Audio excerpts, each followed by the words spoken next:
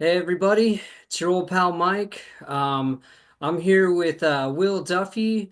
Probably a bunch of you have already heard of him and the Final Experiment, but wanted to welcome him here and give him a moment to share. If you wouldn't mind, Will, if you would maybe share your testimony about how you came to the subject of flat Earth, how you even found out there was a debate in the first place, and maybe tell us a bit about your experiment. That would be great. For sure. I've got a friend who is flat Earth, and I didn't realize that until a little over 3 years ago when she posted about it on Facebook. So at first I thought it was a joke, but then I realized she was serious. The people liking and commenting on her post were serious, and I was like, wow, this is the real thing. So I was thinking it would be easy to change her mind, show her some evidence, and she'd say, nope, I'm wrong, but that was not the case. She actually knew the globe model better than I did, and I was not aware of the flat Earth arguments. So at that point, most people will probably just bow out. I was like, no, I'm going to go ahead and take a deep dive here and watch the video she sends me, read the articles she sends me, listen to her arguments. And so I spent a good 2 years going back and forth with her, listening to Flat Earth Day videos, and the rest is history. So, Okay. Yeah, now was there anything you saw in those presentations that you found compelling? Is there anything that kind of stuck out to you in particular that you thought, huh, that's kind of a good point there, anything of that nature? yes, the best argument I saw was a flat earther posted a link to NASA's website and said that there was an image of the Earth on their website that had duplicated clouds on it. Hmm. And I was like, no, that can't be. So I went to their website. I used the link. It was definitely NASA's website, and there was duplicated clouds. And I said, okay, there's something here. I got to look into it. Oh, cool. Now, can you break down the experiment you're conducting here in Antarctica? It's just right around the corner now, so yeah. Yeah. So this experiment, I named it, but flat earthers came up with it. So I moved on from Flat Earth Dave and just started taking in a ton of content from flat earthers. I actually ended up at the debate between Dean Odell and Greg Locke. I was there in Nashville in person. And prior to going to that debate, I had heard so many flat earthers, including Eric Dubay, Flat Earth Dave, Jaron Campanella, Austin Whitsitt, so many, state that a 24-hour sun in Antarctica would prove the globe, and that a 24-hour sun in Antarctica doesn't work on a flat Earth. And so I was like, well, there's the answer right there. We just need to find out if there's a 24-hour sun or not. Let's just go to Antarctica. So I was already working on the final experiment. Hadn't announced it obviously yet. When I went to the debate between Dean Odell and Greg Locke, it was Dean Odell, the flat earther, on stage who said this debate would be easy to settle. All we have to do is go to Antarctica. If there's a 24-hour sun, we live on a ball. If the sun rises and sets, we live on a flat earth. And I said, okay, I'm going down the right path. Every single flat earther is saying this. And so that was my final confirmation that I was doing the right thing, and announced the final experiment a couple months later. All right. Yeah, I did see that debate. That's really cool you were there in person. That's awesome. Now, so how much of you personally are you personally spending on this experiment, and what are the costs in total? I know it's a pretty high number up there. Yeah, I haven't done the math, but it's over $100,000. Yeah. Good. And what's crazy is I don't understand why flat earthers are not willing to spend their own money or raise money if it's that serious to them. Like it's crazy to me that a glober had to come along and get flat earthers to actually go to Antarctica. It's just wild to me. Yeah. I guess being someone who's definitely on the flat earth side, I guess my perspective would be I've watched so many of those situations of people getting lost in the wilderness or hairy situations to where I'm like, it's a lot of money to spend to put myself in a very precarious environment, because it's a hostile environment over there Mhm. for sure. So, but I get what you're saying. Like you would think that people would be jumping on it, especially those who have made comments of that nature. Well, I mean, you guys love Admiral Byrd and you talk about how brave these men were to go to Antarctica. We're in the 21st century where you can just take a plane to Antarctica and you can have 6 layers of coats on and be Yeah. warm and have, you know, food cooked by chefs. And so there's really not an excuse. Yeah, yeah. No, I think someone should be obviously man enough to go. I'm glad I heard that Yeah. Austin's going. I know that Jaron's going with you. I don't particularly trust Jaron, but that's just my perspective. I do have a lot of respect for Austin, in Mhm. particular. I did watch the interview you did with the young lady. I forgot her name that you're bringing, who's also on the Lisbeth. flatter stuff. Yeah, so I did watch that. I have been staying on top of your videos and everything because it's very intriguing to me. I'm a man who just likes truth. You know, wherever it leads, I'm intrigued by it. I'm interested in it. So, you know, it's really cool to me. I just wanted to double check. I think I already know the answers to these, but I'll just ask them Sure. anyways. My understanding is that you believe the Earth is a spheroid of just under 8,000 miles or just under 13,000 kilometers in diameter that's moving through a vacuum. Is that correct? I've never stated that, no. Okay, all right. I would see. That's why it's good to ask. You know, like I Yeah, never I want to. I believe we live on a globe. I don't know anything about the size. I don't know anything about movement or anything like that. So the final experiment is simply shape. Okay, And then once that is settled, maybe we could do some other experiments on size and rotation. Flat earthers like to try to refute the claimed size of the globe. Their fault is that they think if they do that, that means the Earth is flat, which is wrong. All it might mean is that we have the size of the globe wrong. So arguments against the size are not an argument against the shape. I can understand that because I share that perspective as well. I'm absolutely convinced that the dimensions of where we live do not line up with what we see within observable, testable reality for sure when it comes to the dimensions alleged to the globe model Earth. But I fully agree with you that doesn't definitively mean that the whole Earth is flat for sure, you know. Yeah, and it Um, would be nice if you guys gave dimensions of the flat Earth because then we could test those too. Yeah, see, I'm in the spot like probably a lot you've talked to, a lot of people you've talked to, where I definitely don't ascribe to a model at this point, and I feel comfortable in that position. I feel like there are a lot of unknowns and puzzle pieces missing. That's why I'm personally excited for your endeavor. I mean, the more puzzle pieces we can figure out, assuming that it's honest, I do have a lot of, people that question the integrity of the endeavor. But, I just go into everything with an open mind. I'm willing to take in whatever information people have. I'm sure you've heard about the simulated sun concepts that people have brought up and whatnot. And Yeah, it's the so, dumbest thing ever. yeah. So, and again, I'm not one who purports that or anything, but, I've heard it and I take in everyone's opinion, of course, across the board. Yeah, But I bet you subscribe to a model, and so let's see if I'm right by the end of the conversation. okay. All right. Absolutely. Yeah.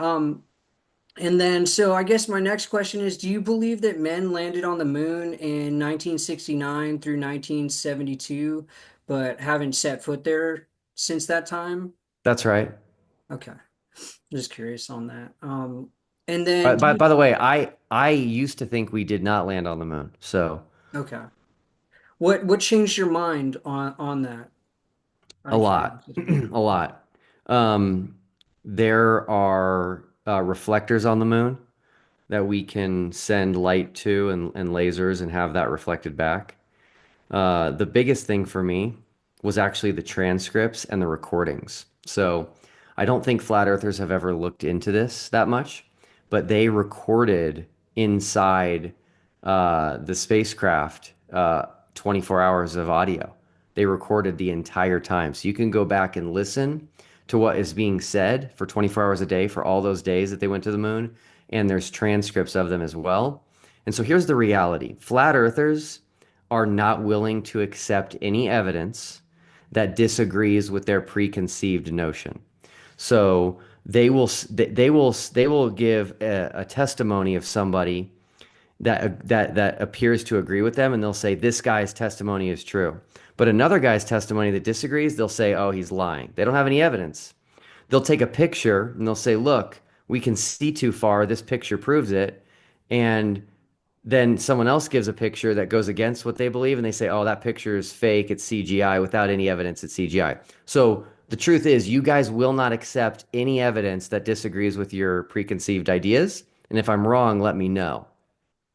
Well, I'm not here to speak for everyone as a whole. I'm just only here to speak for myself. I can't be a person that can say I'm speaking for Sure. the flat Would Earth community, is but there evidence you would accept that would disagree with a flat Earth?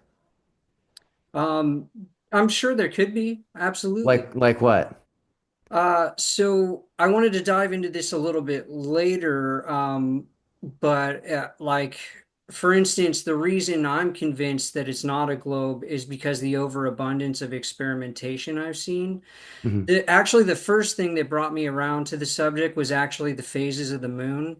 Mm. We can document, according to the heliocentric model, the stages of the moon work like hands on a clock, essentially. A full moon has to be 180 degrees around the globe model Earth from the sun. Quarter moon is, 90 degrees. A new moon is directly in front of the sun. It works like hands on a clock.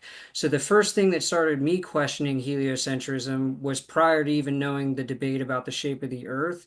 It's the Mm. fact that I've recorded, I've documented, we've all seen it, full moon up in the sky at the same time as the sun, which is completely out of position. But I do want to dig into that a little bit more later. But it's also all the laser experiments, obviously, the telescopic zoom lens experiments. I have all this on my page, and for anyone who's watching the interview, I am going to put a list of experiments within the description of this video that everyone can So check out. I Um, think those there's two things I see here. One is you're not giving me something that you would accept as evidence against your position. And number two, the two experiments you just did uh, don't tell us anything about shape, only size. okay, well, when there's lack and absence of curvature that should be there, that's non-existent, to me, that's an indication that it can't be the globe model. You're right in the sense that does it prove that the whole Earth is flat? Absolutely not. Of course not. It doesn't even disprove a globe.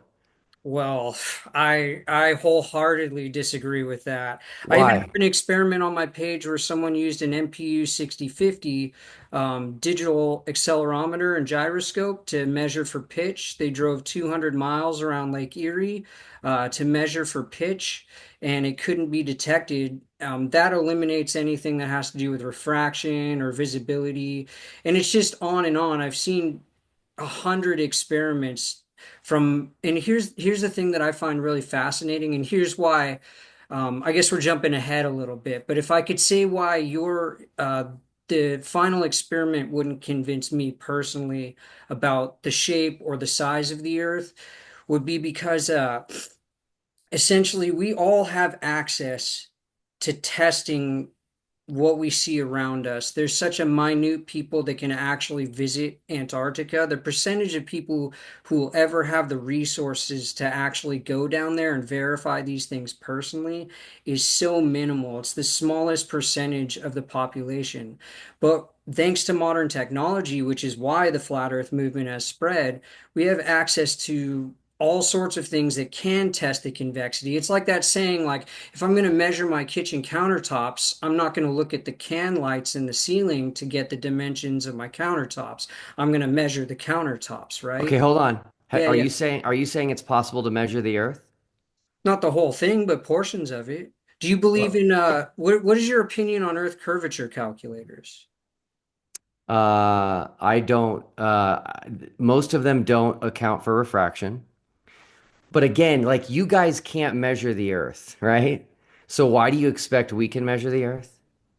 Well, I'm not saying as a whole, I'm saying a portion of it, a section of it. If it's supposed to drop, say, this Can much in 5 miles or 10 miles or 20 miles, and that, That's again, that's size. I tried to tell you this. uh, Size does not mean it's not a globe. Well, yeah, that's not my point. I'm It saying is. why I don't trust the globe and why the 24-hour sun wouldn't shift my perspective. Well, hold on for a This, second. yeah. Hold on for a second. Uh, do you believe there's a dome? Um, that's what I lean towards because Okay. So, scripture. so you believe in a dome that has never been seen, that cannot be tested for, that you have no evidence for, right? So you're going to believe in something that you have zero evidence for, and you're going to reject something that we can see and have eyewitness testimony of and record with our cameras, which is the sun in Antarctica. No, I don't 100% believe in the dome. It's what I Okay, lean towards, and that's sure. primarily has to do with scripture. I watched one of your sermons today, which is why I was excited to talk to you. I watched your sermon from 7 years ago on Christianity and Cornelius and the crisis in Christianity. So I Yeah, feel you're my brother and Messiah, and that takes precedent over this conversation. So if you're asking me why I lean towards the dome, it has to do with the language involving the firmament back in Genesis, which was one of my questions. What is your sure. perspective on the creation account in Genesis? Well, the creation account in Genesis shows Earth's rotation. And so if you won't accept that, then you have a preconceived idea that you're unwilling to see any evidence. So I'll show it to you in Genesis, okay? Yeah, Do you remember what day the sun was created on? yeah, day four. Day four, right?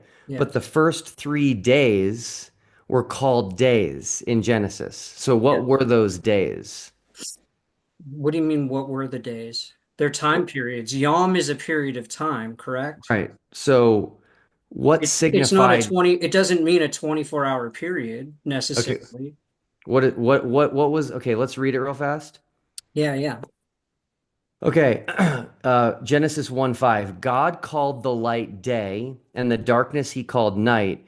So the evening and the morning were the first day. What is that? Like I said, the word Yom is a period of time. Sure. It's the first period of time, then there's a second period of time, right? And then there's a third, what he's referring to as day, right? Because he sums up all the days by saying the same word, Yom. In the Yes, but day it's he created the heavens and the earth, he refers to all 7 days with that same word as well. okay. So, but what's the evening and the morning? Um, prior to the sun, Yeah, uh, you think I'm smart enough to know that? I don't know God, all of God's ins and outs. That's beyond me, brother. that's fine. you know, But again, so I want you to consider that the day was one rotation of the earth. It's right there. uh, So here's the problem. I mean, Here's the problem. In the flat Earth model, a day is only tied to the sun, nothing else, because the sun is what's moving and not the Earth. so But we by that, have evening and morning and days before the sun is created in Genesis. But you won't accept that because you're already convinced that the Earth doesn't move. well, no, because then by your definition, when he sums up all 7 days by saying that's the day he created it, you're saying in one full rotation, all 7 days occurred by that definition, though. It doesn't make sense. No, no, no. What are you talking about? Well, aren't you There's saying, 7 days, not just yeah, one seven day. days, right? You're saying Yeah, each one of those is a rotation, that's correct? right.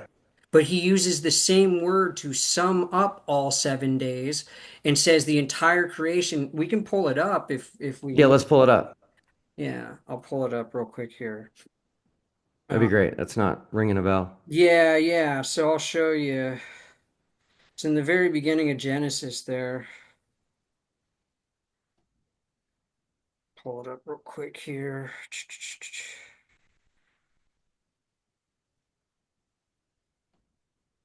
Oh, it must be chapter 2.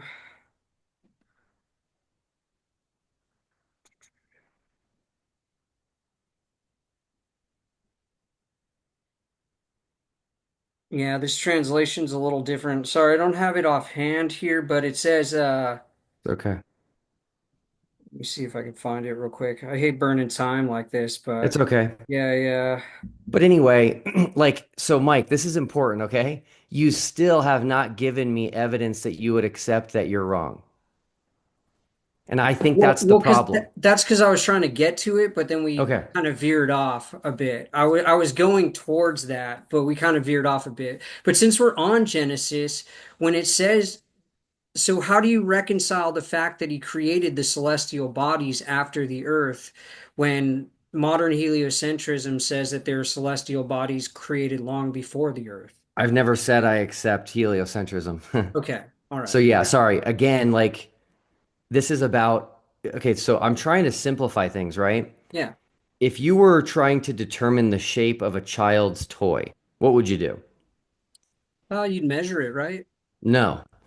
Or you'd Wait, observe it, you'd look at it, right? yes, you just look at it, right? That's it. And so I think that we can just look at the Earth and determine whether it's a globe or whether it's flat. All the other stuff, size, distance to the sun, what's in the center, the Earth or the sun, I don't really care about all that kind of stuff. I just want to solve the most simple debate ever, which is it's either a ball or it's like a flat plane. That's it. Okay.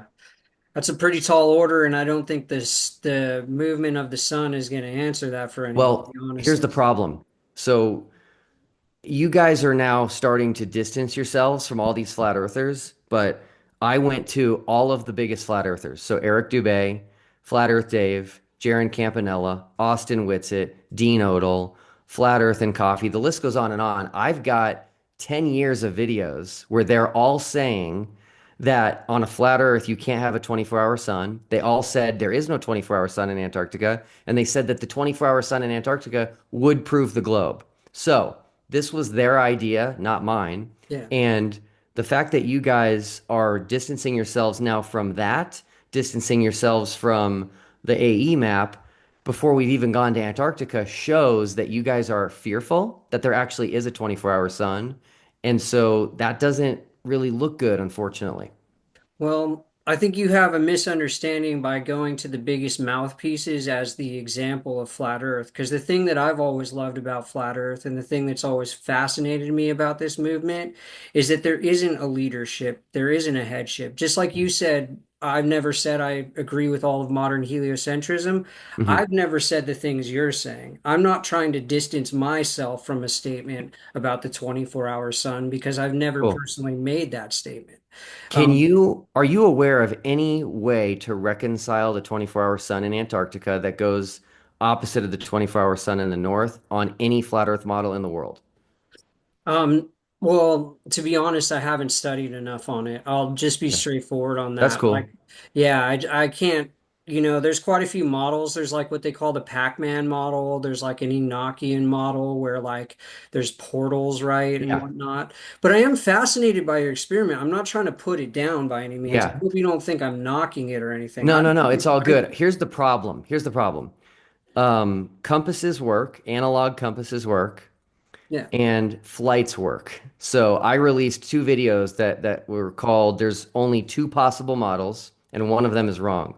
So I would argue there is no possible model other than the globe or the AE map based on compasses working and flights. And no one has attempted to refute me on that yet. And so if we have the flight data and we have compasses and we use them and we can go use them, then there is no other model, unfortunately. All right. Well, yeah, I'm taking your word for that, of course, like again, I'm no pro on every aspect of this. My perspective, like I said, is I've always the thing that turned me away from the globe model Earth is the abundance of actual demonstrations that things are visible, things can be verifiably seen or measured to be at a distance where if the globe model Earth's dimensions were correct, they Yeah. wouldn't be visible. And so it's So, possible it's a bigger globe and that's why it was visible. yeah, it's always a So possibility, right? yeah, it's that's one of the reasons I don't like those tests is because they don't really get to the heart of the issue. And by the Okay. way, something else I've seen which is discouraging to me is that if flat earthers do an experiment and it goes against what they believe, they try to hide it. They try to hide the results, Hmm. right? Yeah, yeah, that's not good. I mean, I don't think we should be running. I don't think truth should fear investigation. Correct. Yeah, I think truth is truth, and what that's we right. come across and what we see is what we should acknowledge. And I'm not one of those who's gonna like fight against observations that say otherwise if they're verifiable. But that's why I can't accept that modern model, why I can't accept modern heliocentrism, is because how much I've seen that disproves it and debunks it. I get where you're coming from, though. You're talking about the overall shape, the Yeah. overall spec. And from my puny human perspective, I just look at it and go, there's no way, like the scriptures even tell us, who can measure the width and the breadth of the earth. Mm. Yet those who purport the globe say they do have the measurements, right? They've Mhm. got it all down. They've got its diameter, its circumference, all those things. But the scriptures tell us it's immeasurable. So Yes. there's another thing that I'm like, well, again, what they're saying contradicts God's word. When they say celestial bodies were created prior to the earth, and the scriptures tell us, no, all the celestial bodies were created on day four after the earth, that contradicts his word. I don't know where you stand on the scriptures, but to me, that's primary. And Mhm. then reality will line up with his word because he doesn't lie. You know, Yeah. that's Yeah, my the Bible never deals with the shape of the earth. It doesn't say it's flat, it doesn't say it's round. And so I think that's something that God, just like the rest of the world, left for us to discover and seek out.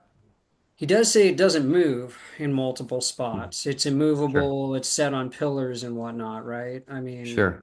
and we can take that as allegory, as some people Yeah. do, or we can take it as, hey, that's really what it is. It doesn't Sure. move and it's set on pillars, you know? Yeah, I would agree with that. It's Yeah. based on interpretation. But I do want you to consider something which I think is a bulletproof argument. Okay. There are flights that happen every single day. You can go take one that travel north to go east and west. And so I think that's irrefutable proof. We either live on a globe or we live on a flat earth like the AE map. What are your thoughts on that? Yeah, I'd say that there's credence in both models. I think things can line up with both Mhm. models and observable reality. Like when I say I don't believe in heliocentrism, I'm not saying that, oh, it's all just fake. It's like, no, you can accurately predict things using that model, and you can act like you're saying with flight paths. So I agree with that statement. I agree with that statement. I don't think Yeah, either is a perfect model, though, is my sure. I don't think the AE map is perfect, and I don't think the globe is perfect. Yeah, I would agree. So I would agree. yeah, that's where I'm kind of at on that subject.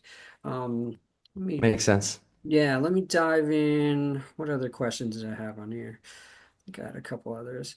Um, yeah, so I mean, it sounds to me though like maybe you're not so interested. I was going to dive into a few things because it sounds like if I go into like the positions of the moon, debunking heliocentrism, that's not really where your I area of study and stuff. You're not Well, interested, right?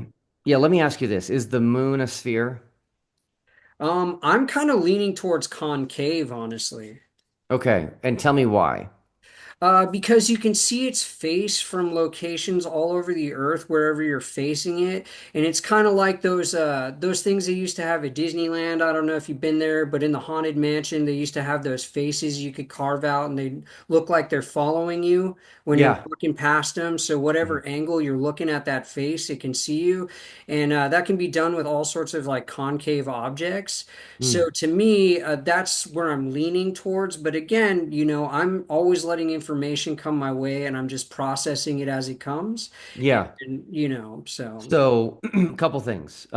If the moon was concave, unless you were directly under it, it would be an ellipse. It wouldn't be a circle. well, if you got high enough, right? If you got high enough, but from the surface, you wouldn't be high enough to see up over that edge from my perspective. We'd have to like draw it out to really, because we're just using words to describe what I'm thinking, right? But Mhm. from my perspective, at a proper altitude, and you're looking up wherever you're looking up from on the earth, it's high enough up to where everyone can see that face and why it seems to sort of tilt towards you. Because the same thing can be said if it's a ball at different angles, we should be seeing different parts of it, but we only see that one face. It never changes. It's always that one face. It never tilts enough to where we see another part of it. It never wobbles even mildly in its orbit to another little piece of it shows up. It's always that same face on repetition. So I would think the same thing with with the globe model as well, depending on your angle, shouldn't you see a little more of this edge of it or a little Mhm. portion that we don't normally see from They, you know. yeah, you won't believe me on this, which is fine, but we actually do see more than just the one face. Okay. It's minor, but we do. But what about this? I've never heard an explanation of the moon phases from a flat earther that made sense to me. So, obviously, the moon phases work perfectly if the moon is a sphere and it's being lit up by the sun. You No. can, no? Yeah, I 100% see that's what brought me into this subject, and that's so demonstrably false. It's so easy. Like, have you heard Help of a me understand. Selenelian? Have you heard of a Selenelian eclipse? Hmm.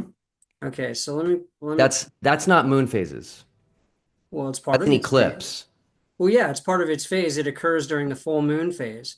An Yeah, but eclipse can that's actually, a selenelian has nothing to do with the moon phases. I'm talking about Well, you're crescent asking how they moon. operate from my perspective, how it Yeah. occurs. I think Yeah. the moon's self-illuminating, so perhaps it's a form of bioluminescence. I don't believe we've been there, so we can't test what substance it is, but we can show by its where its positions are that are completely out of position that it's not the sun shining on it. For instance, Hmm. you've seen a crescent moon at night, correct? Yes. Okay, well, you should go, when you have a minute, Google the phases of the moon, and you'll notice that a crescent moon can only be on the sunlit side of the Earth. It's the only place it can be. It works like hands on a clock. But you and I have both seen crescent moons in the nighttime sky. This is out of position according to the heliocentric model's phases, so it doesn't I work. don't I don't think so. It's, Let me try this one on you. yeah. Whenever you see a portion of the moon lit up during the day, the side of the moon that's lit up is always toward the sun, 100% of the time. I don't know about that one. So But there, here's, yeah, go ahead. Yeah, but I mean, here, actually, we'll explain what you're saying. I'm gonna pull up something real quick here. Yeah, what I'm saying is that if you look up and you see the moon during the day and you only see the left side of it lit up, the sun is to the left. If you see the right side of it lit up, the sun is to the right 100% of the time. Um, yeah, see, I'd have to follow that and document it for sure to verify that. I Okay. don't know if I agree with that statement. Can you see the Okay. screen here with the phases Yes, on let it? me make it bigger. Yeah, I can. Okay. So within the heliocentric model, it's like hands on a clock. A full moon. Does it show my cursor from your Yeah. perspective? Yep. Okay. So you got the full moon, right? It's at the furthest point from the sun, right? Crescent moons can only be on this lit side over here, right? But we've seen them in the unlit side, in the darkened side. And on the flip side, and I've recorded it tons of times, I've pulled up timeanddate.com and pulled up its exact illumination, the percentage that it's at. And I've seen full moons up in the air from Southern California, where I live, on this lit side of the Earth. And that's out of position from where the heliocentric model claims it has to be. Its percentage of illumination, according to heliocentrism, works like hands on a clock. Each degree it's away from the sun, it illuminates further. Each degree that it's closer to the sun, it loses illumination from our perspective within that model. Okay, so this Do you agree picture with that? is incorrect, unfortunately. Okay, well, This is simplifying it down to something that's pretty much two-dimensional, when reality is that the globe model, everything is three-dimensional. And so you're looking at this like flat, and that's, I think, what's causing the confusion that you're having. well, the only other motion it has is a 5 degree motion north and south of the equator within the heliocentric model, or sorry, not Mhm. of the equator, of the ecliptic plane of the Hmm. globe model Earth. It's only a 5 degree tilt, and the only thing that that's claimed to affect is like the umbra and the penumbra, basically eclipses, right? So, but again, this is completely an accurate picture. It's really not missing anything. You cannot have a crescent moon in your visibility in the unlit side of the night sky. Because anywhere a crescent moon is, you're going to be looking towards the sun. The sun's a much brighter luminary than the moon. So to say that the moon is on the lit side of the earth, but we can see it on the unlit sky but can't see the sun is nonsensical. The sun Hold on. is a much I, greater light. I can make it make sense for you, I think. Put a moon in the center where the Earth is Yeah. in the picture in your mind, Hmm. and then pull the moon out towards you. Okay. Okay? Uh, that moon in this example would be lit up on the right hand side, right? But people on the left side of the Earth there would see a crescent moon. Yeah, but then again, what you're saying is it's at the 90-degree point, right? I'm just saying we have to get out of this two-dimensional picture and realize that the moon goes around the entire Earth. It's not just always in this flat image like you're portraying. Yeah, I guess I'm not like understanding what you're trying to illustrate exactly. But regardless, the only place that a full moon can be illuminated is when it's at its furthest point around the Earth from the sun. Do you agree with that part at least? No. Okay, well, let me pull up the definition then. Okay. Let me do this real quick. I wish I had some like objects or something I could use. Yeah. Yeah, it does make it harder when you're just trying to describe, right? Rather than just like, Hmm. okay, here's some 3D imagery right here. Let me see if I can get this right here.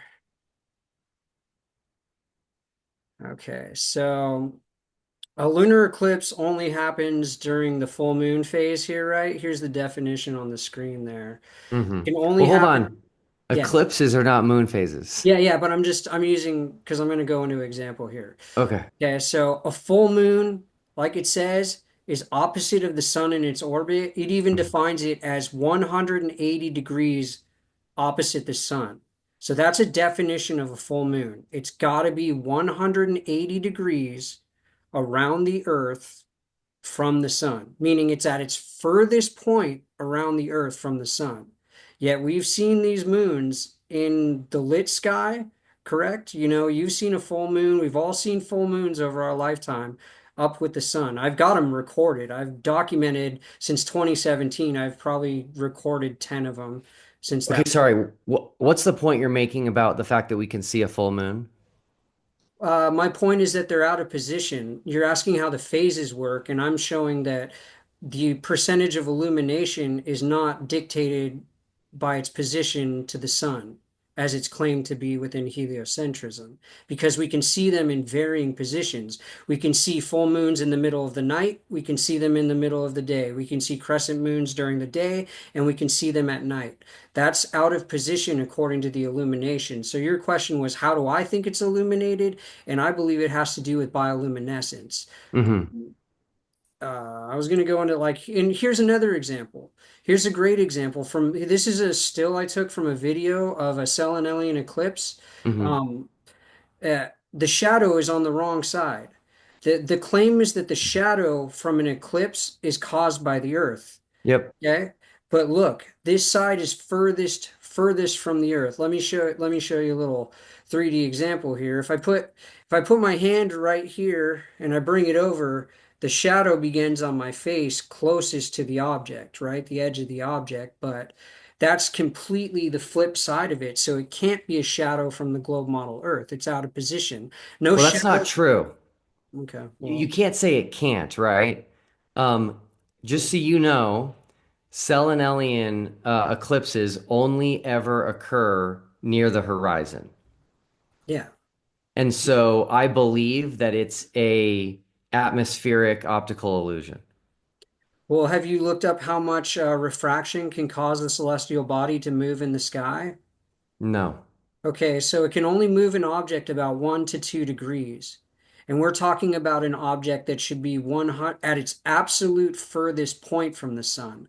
So to be able to have the sun and the moon both above the horizon, that's a lot more than 1 to 2 degrees of movement. That's quite that's it's furthest jump it could possibly make. So it is completely out of position. You see, again, the same thing you accuse flat earthers of like saying, well, there's nothing we'll accept that will change our mind. I've run into this same brick wall over and over with people who believe in the globe, where I can physically show you these objects out of position. I can show you their definitions according to modern astronomy, and people will still not agree. Okay, It's the so hold same. on. Yeah. Hold on. You still haven't given me evidence you would accept that you're wrong. I'll give you evidence right now that I would accept that I'm wrong, Okay. which is a setting sun in Antarctica while we're there. Okay. Yeah. And that's really, but see, I don't feel like you should give in that easy, honestly, dude. No, I no, don't no, I feel like that should should. be, I don't think that should, see, that's where I go. That shouldn't convince you about the shape of the earth, that one thing. There's so many things to weigh in that shouldn't be enough, though. Like, even if it does set, like, you really think you're going to throw away the whole heliocentric model if you see it set? So I will. Professor Dave has agreed to, MC Toon has agreed to, FTFE has agreed to. I'm not bragging, but I think I've created the greatest opportunity in flat Earth history where all of the people that you guys hate have all said they'll stop debunking flat Earth, they'll become flat Earthers, they'll delete their channels, they'll delete their videos if the sun sets. What does that show you? It just shows you our confidence in our model. Well, that's cool. Hey, I'm all for that. I'm glad people have confidence in it. And for the record, I don't hate any of those people. I do think MC Tune's obnoxious, but I don't hate anybody. Good. I'm praying for everybody. I'm praying for your trip. I'm praying there's good fellowship. Oh I'm yeah. praying that you guys will all be safe, dude. Like, I'm not, I don't see this as a sports team sort of thing. Like, I'm on my team and you guys are on that team. I'm just not wired like that. The Lord's humbled me enough over my lifetime and shown me what a blockhead I can be throughout this life that I'm very reserved about my perspectives. I didn't even come out with this stuff. It took me a while to really even publicly come out with this information Hmm. because you receive a lot of ridicule when you take the position that I have. You get a lot of mockery, a lot of hate. I had friends full on turn on me over it. And hey, everyone's, entitled to their own perspectives, but Sure.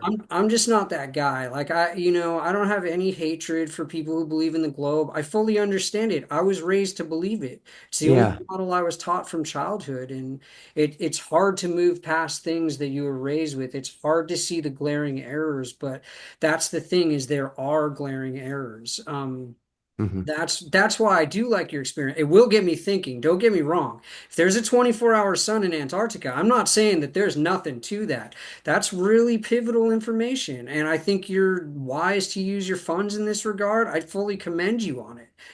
I think it's cool. I think it's awesome. I Not appreciate enough that. to yeah, not enough to shift my perspective or anything, but it Sure. gets the wheels turning. It makes me start thinking more. What else do I Yeah. have to learn? Yeah. So Cool. yeah, that's where I'm kind of at. Is there any other questions you had for me or anything? Yeah. Yeah. I want you to consider something because I think I'm right with what I'm about to say. Okay. If it was you instead of Jaron or you instead of Austin that was going to Antarctica, the flat Earth community would turn against you. They would call you a shill. They would say you're a fake flat earther. Just think about that. But see, I know lots of people in the community who aren't calling those guys shills though. That Well, that's aren't. good, but a Yeah. lot of them are. Well, that's the most vocal ones because you get the biggest a-holes online, dude. The guys who just want to write and spew and just name. Like, I don't like when people I said this, I'm in a group every Saturday morning where we study the scriptures, but they're also like they believe in flat earth and everything. And nobody mocks you there, and we're all very open. Like, we know about your experiment, and I don't some people definitely don't trust you, right? And I mean, what am I gonna say about that? But we're all hopefully wise enough within my little group that I fellowship with to know, like, dude, this is not the subject to be hating or making fun of people over. I just Yeah. want God to get the glory. I want the reality of his creation to be seen, and that's, my perspective on it. So For sure. I yeah. feel the same way. Yeah, and I don't know. And I really liked your sermon today, dude. I thought it was really beneficial that I watched today. Wow. Talking about how Thank you. fathers aren't taking charge and raising their kids in the scriptures and just everything you said in it. I found very edifying. So I want you to know above all, even if we don't agree on cosmology, I consider you my family and Messiah. So like, because the resurrection is the most important point. I think you'd agree with that, right? From Absolutely. okay. Absolutely. I Yeah. appreciate that. Thanks, Yeah. brother. Yeah, absolutely, dude. So I don't Cool. know, maybe if that's it, I don't know if you have anything else or No, I think that's good, man. I'm glad we spoke and send me a link to this interview so I can throw it on our website. yeah, absolutely. Would you mind just if we both maybe said a little prayer to close this thing out? Would you mind praying first and maybe I'll close it up and that'd be cool? Happy to. Oh, awesome. Heavenly Father, just like to come to you right now. Thank you for Mike. Thank you for everybody that is out there defending you, defending your existence, and just trying to seek truth. I pray that you can be glorified and that your body can be edified through the final experiment, Lord. There are a lot of people on both sides of this that are earnestly seeking the truth and want to get closer to you through that. And I just pray that hearts and minds can be open to seeing the evidence that is presented and just speak to everyone through the final experiment, Lord, so that we can get to the bottom of this and move on to bigger and better things. Pray this all in Jesus' name. Yes, Father. I just want to pray for safety over everyone who goes, Father. I just know that your creation ultimately points to you, Father, and I just want that to give you glory. Protect Will. Thank you for bringing him here tonight. Just thank you for all your patience with us in this world, Lord. And most of all, we just pray that you get the glory in everything that happens. And we just lift this up in the name of your Son, Yeshua, Jesus. Amen. Amen. Yeah. All right. Thank you, Will. I really appreciate your time, brother. So I'll Absolutely, be man. I'll Take be I'll care. be watching. So yeah. Okay. All Bye right. bye.